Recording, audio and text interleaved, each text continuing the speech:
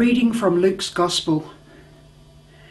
Now one day when he was praying alone in the presence of his disciples, he put this question to them: "Who do the crowds say I am?" And they answered, "John the Baptist, others Elijah, and others say one of the ancient prophets come back to life." "But you," he said, "who do you say I am?" It was Peter who spoke up. "The Christ of God," he said. But he gave them strict orders not to tell anyone anything about this. "The Son of Man," he said, "is destined to suffer grievously, to be rejected by the elders and the chief priests and the scribes, and to be put to death, and to be raised up on the third day." Then to all he said, "If anyone wants to be a follower of mine, let them renounce themselves and take up their cross every day and follow me. For anyone who wants to save their life will lose it. But anyone who loses their life for my sake, that one will save it."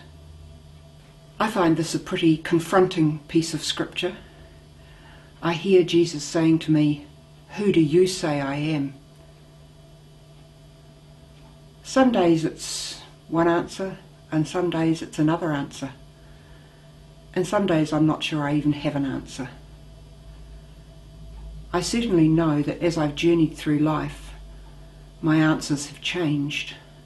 And I think that's appropriate, because as we mature and grow, as we have experiences that we deal with or maybe don't deal with, our lens on God and on Jesus, the Son of God, changes. I think it's difficult to try and explain to others who you think God is, because your facet of God or your view of God may be so very different from theirs.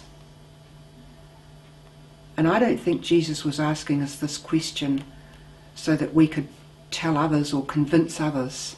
I think he was inviting us to go deeply into our own hearts and minds and souls and meet him there and look him face to face and answer him in our own way. And I guess if I do that, I'm then called to a conversion of life, to taking up my cross, to following Jesus. And inevitably, as we know from the Gospels, that will lead to the road to Calvary. And being human, not such a good thing to want to do that.